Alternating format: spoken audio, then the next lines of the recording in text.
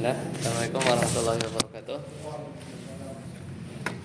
Alhamdulillah dan katsiran thayyiban mubarakan fih kama yuhibbu rabbuna wa yarda. Asyhadu an la ilaha illallah wahdahu la syarika lah wa asyhadu anna Muhammadan abduhu wa rasuluh. Allahumma shalli ala Muhammad wa ala ali Muhammad.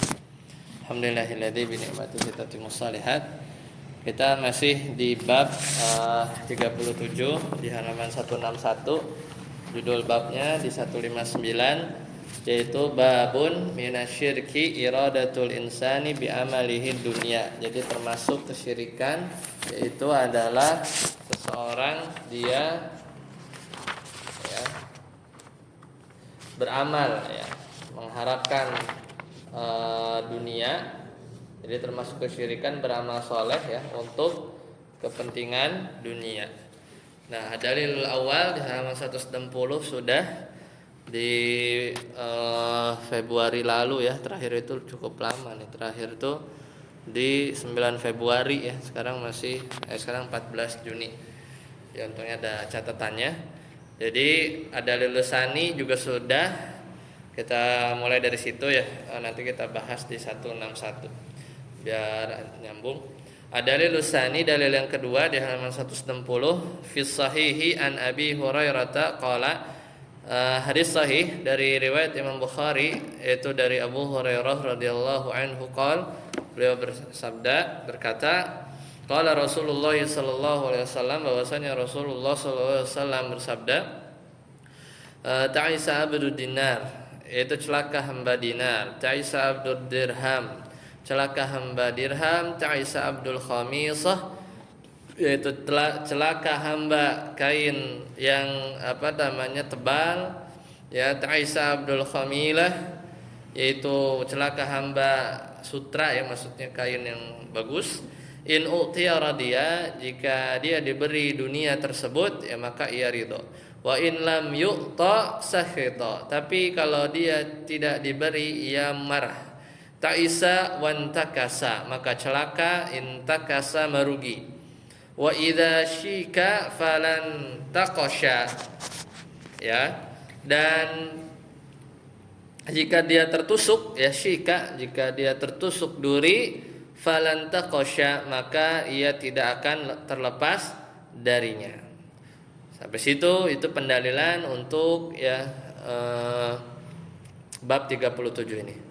Tuba li'abdin akhidin, dan beruntunglah hamba li'abdin akhidin bi'inani farasihi fi sabilillah. Beruntunglah hamba yang dia berkuda kemudian dia berperang di jalan Allah. Ash'atha ra'suhu, rambutnya kusut, kemudian mugbarratin qadamahu, dan kakinya debu berdebu. In kana fil hirasah, kalau dia in kana fil hirasati kana fil hirasah. Jadi kalau ia benar-benar amanah menjalankan tugasnya. Jadi kalau dia di barisan belakang kana fil hirasah, maka dia di barisan belakang. Biasa-biasa aja. Wa in kana fis saqah, kalau dia kana fis saqah. Jadi kalau di barisan penjaga, dia juga ada di sana, di barisan penjaga. In ista'dzana lam yu'dzan lahu, kalau dia minta izin pasti nggak dikasih izin karena mungkin prajurit biasa, tapi ikhlas. Wa in syafa'a lam yusyaffa, kalau dia minta rekomendasi syafaat, minta istilahnya kayak orang dalam minta dibantu direkomendasi, lam yusyafa, siapa dia orang biasa-biasa aja nggak punya kedudukan, nggak punya apa, maka dia tidak akan syafaatnya atau permintaan dia rekomendasinya nggak diterima. Nah, ini sudah catatan poin-poin di 160 itu sudah kemudian di 161 161 as-saqah itu ada as-saqah.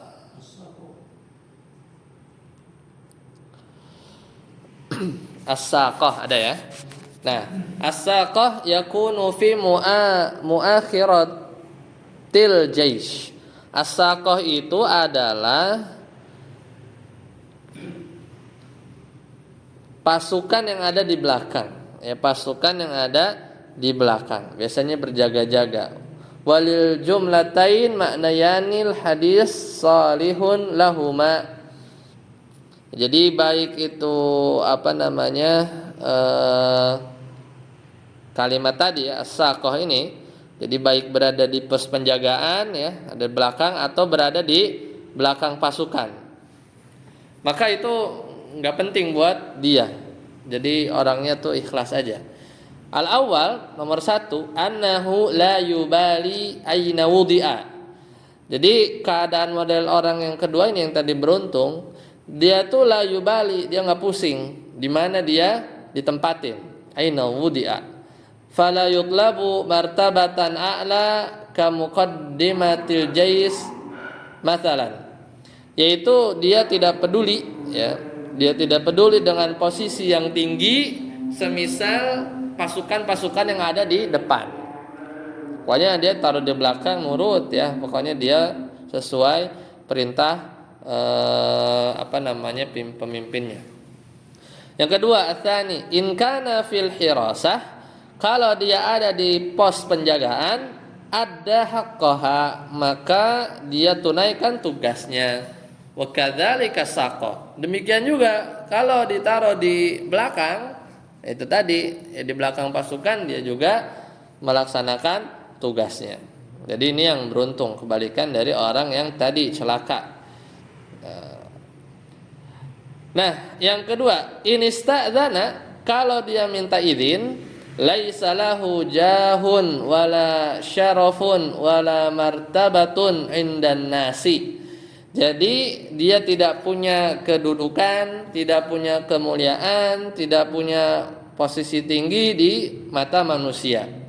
Walahu indallahi azza wa jalla, tetapi beda posisinya ya di mata Allah Subhanahu wa taala, posisinya tinggi karena ikhlas.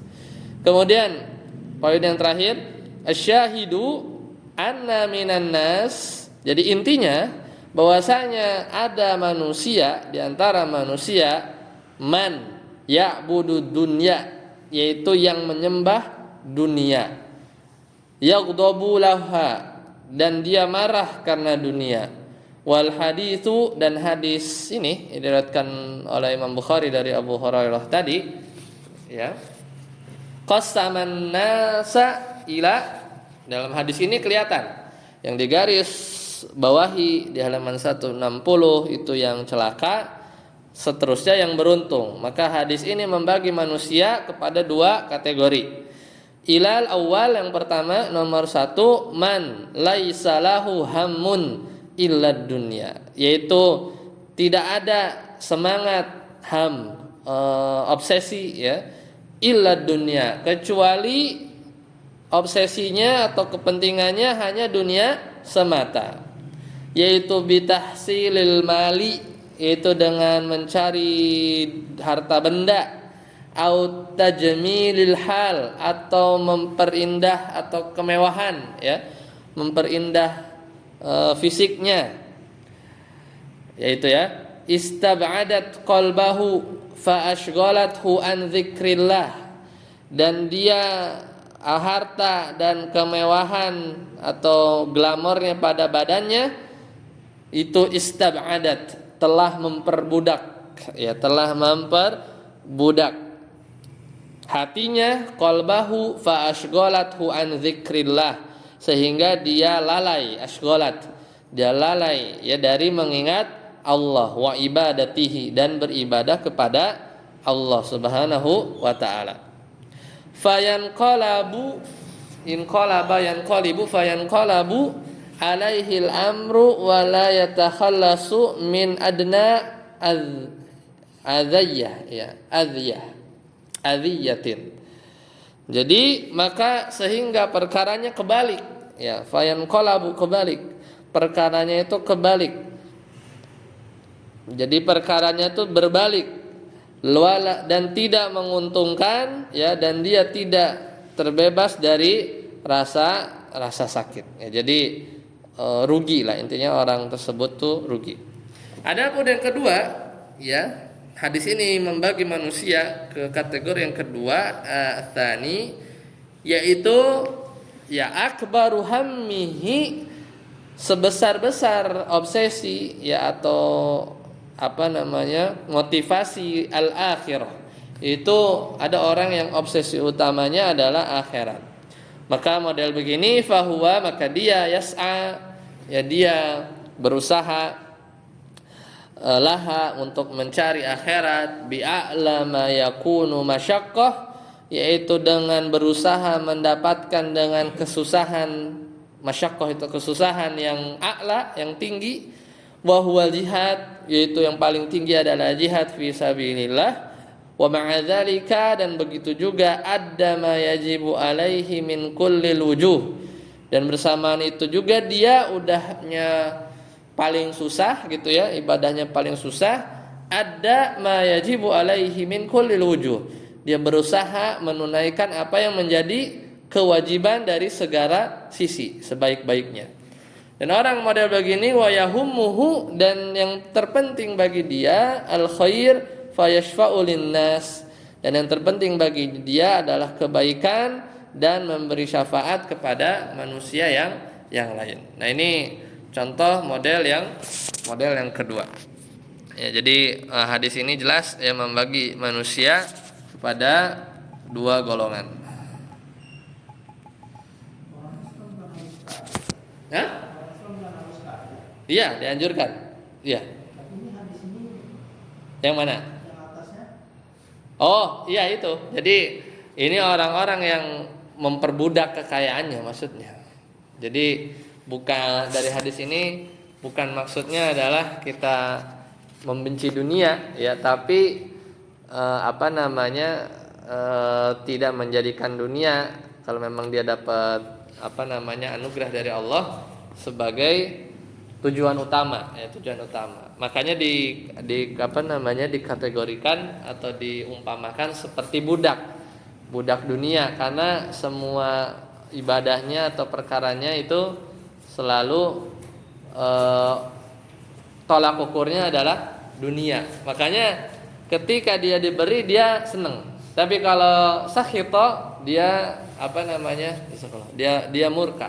Itu cirinya. Kalau dia ada orang Islam kaya, tapi kalau misalkan satu waktu diambil atau satu waktu mungkin satu dan lain hal dia hilang kekayaannya ya, atau mungkin dia bersedekah banyak sampai mungkin setengahnya, dia nggak sedih, nggak juga marah gitu ya. Jadi itu menunjukkan bahwa tujuan utamanya itu bukan dunia tapi akhirat. Nah, ini model-model seperti ini. Jadi tidak bertentangan ya antara seorang yang dia terus berusaha sehingga dia bisa kaya dan kayanya dimanfaatkan ya, dan itu bukan termasuk dianggap ta'isa abdud dinar ya, atau celaan-celaan ini sampai dia tidak menjadikan kekayaan atau dunia itu sebagai tujuan utama. Wallahu a'lam bishawab. Ya, selesai. Kita lanjut ke bab 38. Ya.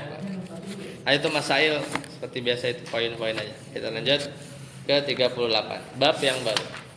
Yaitu ya babun man ata'al ulama'a. Ini.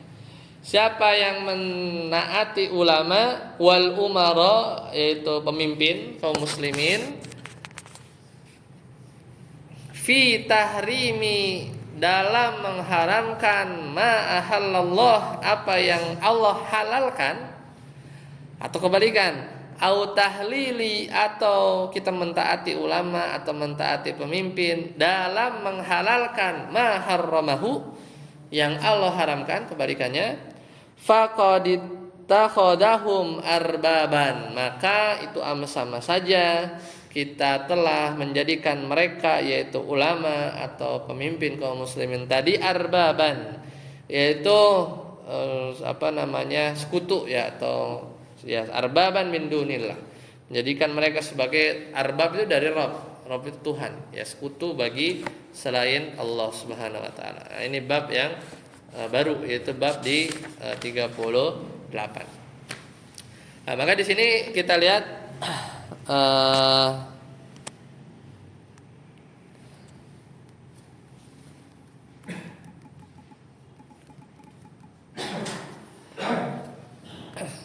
ya, di sini kita lihat halatu taatil ulama'i, yaitu beberapa keadaan mendalam menaati ulama awil umara atau pemerintah fi ma'siyatillahi azza wajal, yaitu dalam bermaksiat kepada Allah Subhanahu wa taala. Ini ada 3 model. Yang pertama, kalau kita mentaati ulama atau pemerintahan kaum muslimin dalam bermaksiat kepada Allah, bisa jadi yang pertama kufrun akbar, yaitu kufur besar. Yaitu kapan? An yutabi'uhum radiyan. Kalau dia atau seorang mengikuti mereka ridho biqaulihim, atas perkataan mereka, muqaddiman lahu, lebih mendahulukan mereka daripada Allah ya Subhanahu wa taala, sakhitan li hukmillah, dan juga benci dengan hukum Allah, parah banget. Fakullu man kariha, maka setiap orang yang kariha, dia benci, ma anzalallahu, apa yang Allah turunkan, kufrun, maka itu adalah sesuatu kekufuran. Udah dia mendahulukan perkataan manusia tadi ya, kemudian dia benci sama hukum Allah, dia benci dari apa yang Allah turunkan, ya maka ini kekufuran. Wa kadzalika law, dan demikian juga seandainya i'taqada, ada orang yang dia meyakini anna hukmahum, bahwasannya, ini yakin doang nih, bahwasannya hukum mereka musawin, setara, li hukmillah, itu setara dengan hukum Allah, setara aja nggak boleh, termasuk yang kufrun akbar. Au afdhala minhu, atau lebih-lebih dia meyakini hukum buatan mereka itu lebih bagus daripada hukum Allah. Nah, jangan sampai kita seperti ini, karena ini termasuk kategori yang pertama. Nah, kategori yang kedua, kufrun asghar, kufur kecil tapi dosa besar. Wa khatrun azim, ya, dan bahayanya sangat besar. Yushaku an yaqa'a fil kufril akbar. Kalau yang nomor 2 ini dikhawatirkan bisa, ya, kalau nggak hati-hati bisa masuk ke kategori pertama, yaitu kufur akbar. Itu kapan? An yutabi'ahum, dia mengikuti, ada orang dia mengikuti tadi ya, manusia, ulama atau pemimpin kaum muslimin, fi maksiatillah, dalam bermaksiat kepada Allah, radiyan, dia ridho, bihukmillah, dia mengikuti mereka dengan ridho, tetapi dia ngikutin mereka nih, dia ngikutin ulama atau pemimpin yang salah ya, dalam sehingga dia bermaksiat kepada Allah, ya, dia tapi dia radiyan bihukmillah, ya. Kalau tadi yang pertama dia ridho sama hukum manusianya, kalau yang ini dia ngikutin hukum manusia, tapi dia tetapi ridho terhadap hukum Allah, ya, beda ya, lebih mending ya, lebih mending ya. Wa aliman, tetap, dan dia meyakini, dia ridho hukum Allah, ya, tapi dia ya ngikut sama hukum manusia tadi yang salah gitu ya. Wa aliman, tapi dia juga yakin bi annahu amsalu wa aslahu lil ibadi wal balad, ya, tetapi dia yakin bahwasanya hukum Allah itu lebih baik, tetap lebih baik, wa aslaha, lebih maslahat, lil ibad, bagi masyarakat, wal bilad, dan bagi negara. Jadi dia masih ngakuin hukum Allah yang bagus. Walakin, tetapi lahawan, dia ngikutin hawa nafsu, fi nafsihi, di dalam dirinya, ikhtarahu, akhirnya dia milih hukum manusia. Kaan, seperti yuridu, ya, seperti, ya, dia menginginkan wadhifatan, posisi, kedudukan, ya, dia pengen jabatan, Ya gara-gara itu ya dia akhirnya ngikut gitu kan. Wa idza iqtata'a bihi haqqa muslimin, apabila hukum ini dipergunakan untuk ngambil hak seorang muslim, yakunu zaliman.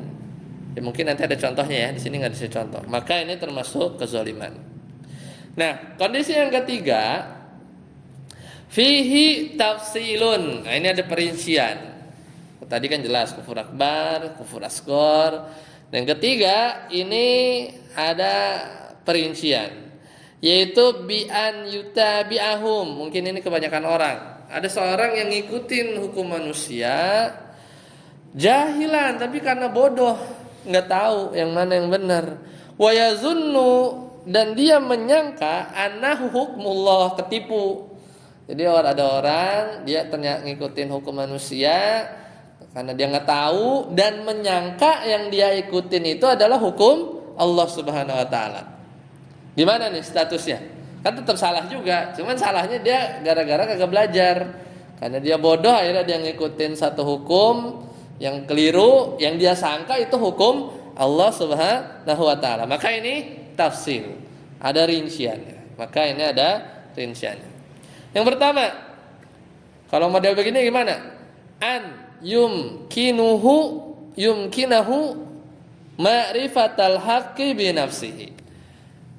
Mungkin ya bagi dia untuk mengetahui yang benar, fahuwa mufarritun au muqassirun fahuwa athimun.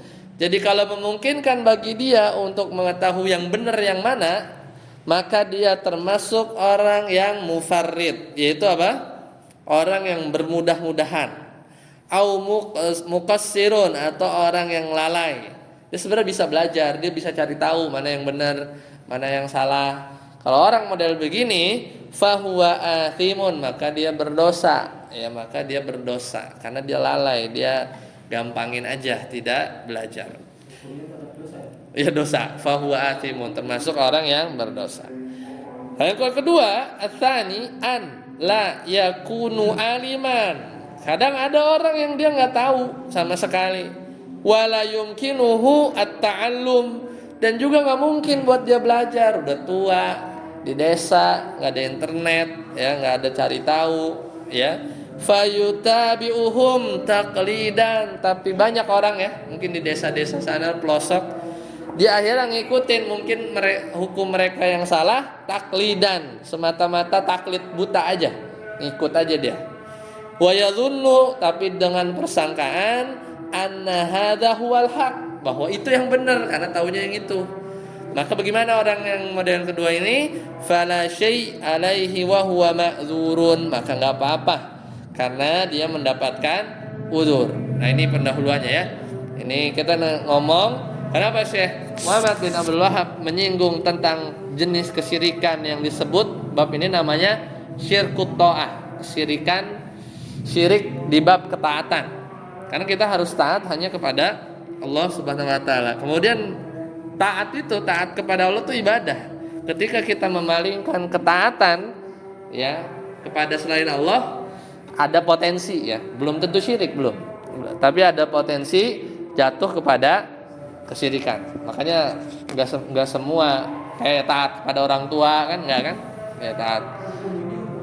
Hah? Yang mana? Hukum yang mana?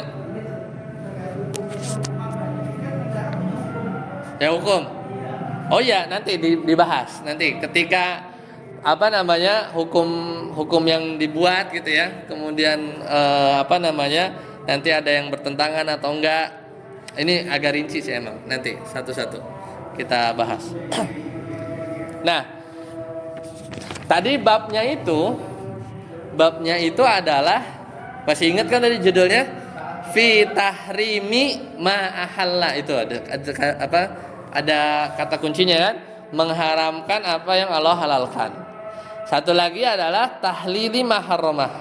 Itu juga, yaitu menghalalkan apa yang Allah haramkan. Nah, di situ nanti poin masuknya. Jadi berkaitan syirkut ta'ah ini adalah dalam perkara yang menghalalkan yang Allah haramkan, atau kebalikan, mengharamkan yang Allah halalkan.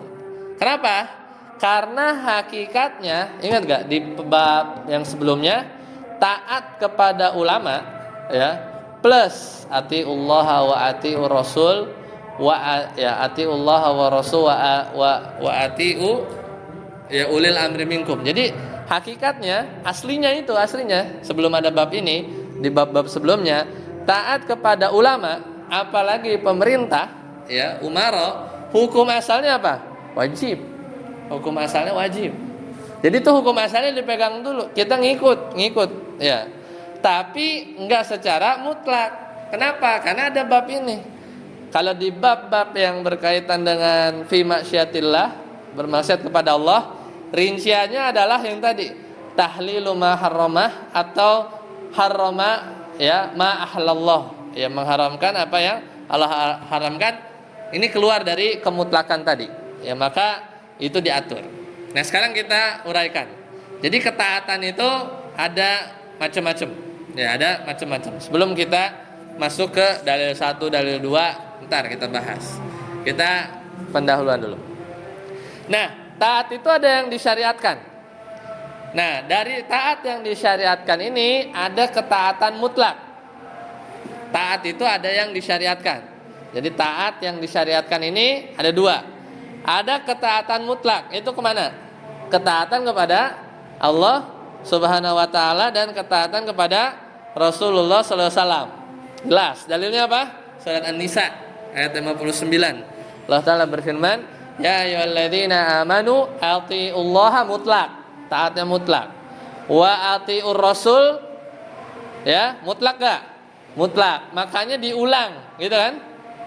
Coba perhatiin ayatnya. Allah Ta'ala berfirman di surat An-Nisa ayat 59, bunyinya begini, ya ayyuhalladzina amanu atiullaha, taatilah Allah, pakai fi'il mudhari fi'il amr ati'u. Ini isyarat hujan ya? Oh ya. Ini isyarat ketaatan kepada Allah itu mutlak, enggak kompromi. Kemudian Allah melanjutkan wa atiur rasul, juga sama, pakai fi'il amr. Atiur rasul, mutlak juga, ya, enggak pakai kompromi. Wa ulil amri minkum, tapi enggak diulang. Buat siapa? Ulil amri enggak ada fi'il lagi. Enggak wa atiullaha wa atiur rasul wa ati ulil amri minkum, enggak ada. Tapi langsung wa ulil amri minkum. Ya, ini isyarat yang bagus. Kemudian di surat Muhammad ayat 33, ya ayyuhalladzina amanu atiullaha wa atiur rasul wala tubtilu a'malakum, dan janganlah kamu merusak segala amalmu. Surat Muhammad ayat 33. Lagi surat An-Nisa ayat 80. Ini khusus Rasul. Man yuti'il rasula faqad ata Allah. Ini setara. Siapa yang mentaati Rasul, maka sungguh dia telah menaati Allah. Gimana bunyinya? Man yuti'ir rasula faqad ata Allah, dan seterusnya. Maka ayat-ayat ini menunjukkan taat kepada Allah ini adalah taat yang mutlak. Disyariatkan enggak? Disyariatkan. Nah, yang disyariatkan ini ada dua. Yang pertama taat mutlak, satu lagi taat bersyarat. Ya. Disyariatkan enggak? Iya, disyariatkan juga. Cuman bersyarat. Yaitu apa? Yaitu ketaatan kepada ulama, ya, ulama kaum muslimin, dan umara, yaitu pemerintah. Artinya ketaatan kepada mereka tidak mutlak, tapi bersyarat. Syaratnya apa? Ketika perintah mereka tidak melanggar ketaatan yang mutlak, yaitu siapa? Melanggar syariat Allah Subhanahu wa ta'ala. Itu dalilnya sama di An-Nisa ayat 59. Nah, sekarang kita bahas dulu, apa sih ulama, apa itu umara? Maka ulil amri itu secara bahasa artinya orang yang memegang urusan manusia. Tuh, ulil amri. Amr itu apa amr? Amr itu perkara. Uli itu ulil azmi, uli itu pemilik. Jadi pemilik perkara, ya berarti yang ngatur secara bahasa, ya, secara bahasa Arab. Nah, ulil amri ini ada dua model. Pertama yang ngatur perkara agama berarti siapa? Ulama. Jadi ulil amri ini tuh dalamnya tuh ada ulama sama yang ngatur urusan dunia siapa? Pemerintah. Jadi kalau ditanya ulil amri itu siapa? Ada dua. Dalamnya itu ada ulama wal umara. Nah, jadi masuk di ayat-ayat kalau muncul ulil amri itu bukan pemerintah doang, ya bukan pemerintah doang, karena pemerintah nggak ngurusin perkara agama, maka termasuk adalah ulama kaum muslimin. Ya itu satu. Jadi kelihatan definisinya. Nah maka pemerintah yang dimaksud dalam ayat ini adalah memang pemerintah yang pantas ya disebut sebagai pemerintah. Jadi bukan yang membelot ya atau pemerintah yang hasil apa sih ibaratnya kayak yang tidak sah lah ya, yang tidak sah. Maka ini tidak termasuk pemerintah yang dimaksud ayat ini. Jadi harus pemerintahan yang sah. Kemudian itu tadi ya. Jadi yang mengatur cirinya yang mengatur urusan keamanan negara, kemudian peperangan, kemudian biasanya yang mengatur urusan haji ya, kemudian mengatur keperluan masyarakat umum. Ya, ini di bab umara. Ya, jadi kesimpulannya ulil amri dari ayat ini termasuk ulama dan termasuk yaitu umara.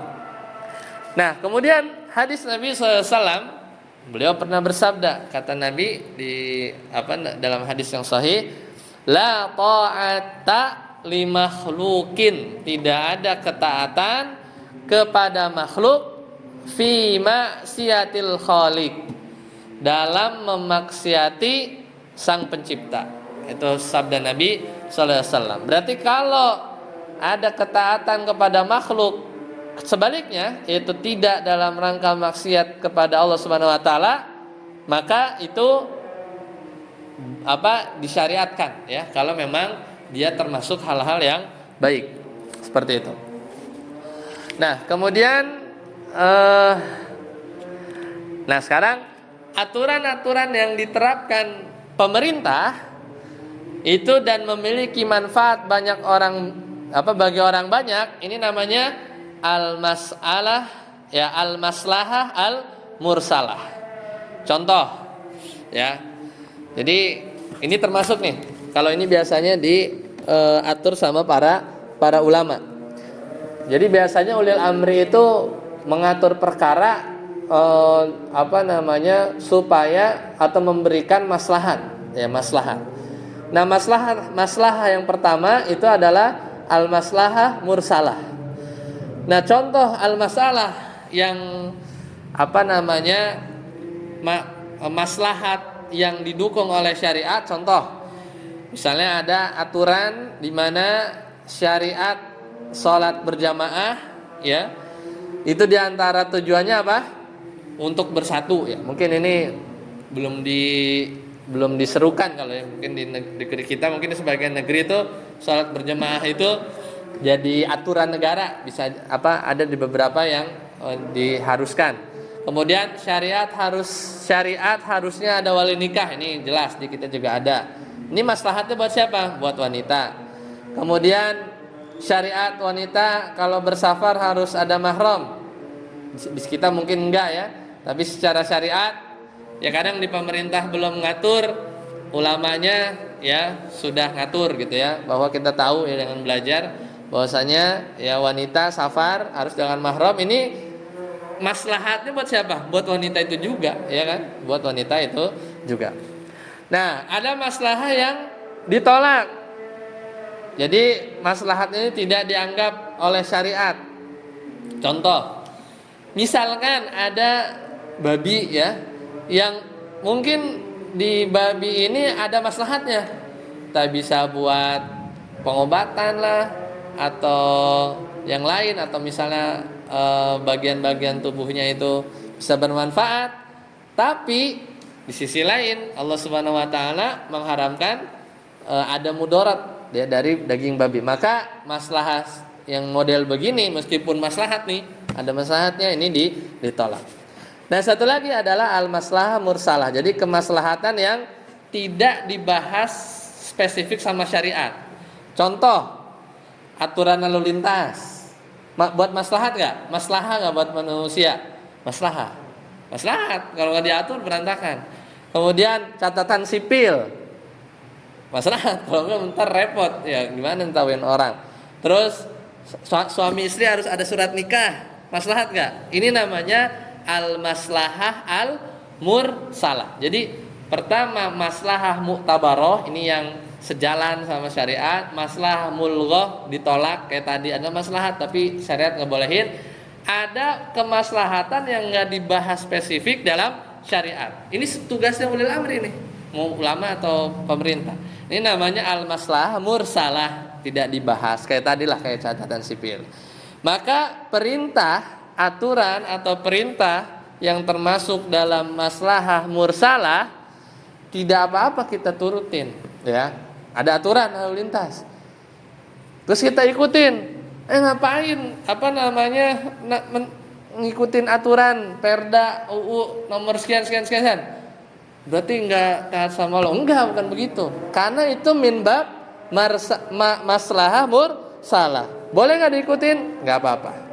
Bahkan kalau dia sudah memang warga negara atau dia tinggal di satu negeri yang memang dia dijamin mendapat hak kewajiban, justru jadi wajib ya dia mengikuti aturan-aturan tadi, karena itu kalau dalam syariat babnya adalah ya tugas ulil amri untuk menspesifikkan maslahah mursalah. Seperti itu. Itu aturan bab-bab yang wajib kita tidak mengapa kita kerjakan. Jadi bahkan bisa jadi menjadi keharusan bagi seorang warga negara untuk taat aturan tersebut selama selama tidak ada dalil tegas yang menyatakan bahwa perkara yang kita ikuti itu melanggar syariat. Berarti babnya apa? Hukum asalnya boleh.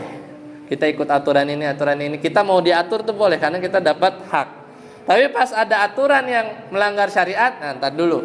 Ini babnya udah keluar dari maslahah mursalah. Meskipun aturan itu ada maslahahnya, ada maslahatnya. Apakah dia masuk maslahah yang tadi mu'tabaroh, yang sejalan dengan syariat, atau yang maslahah mulghah, tertolak. Misal tiba-tiba ada aturan, yaitu tadi pemakaian daging babi itu diwajibkan, bingung kita, ya kan?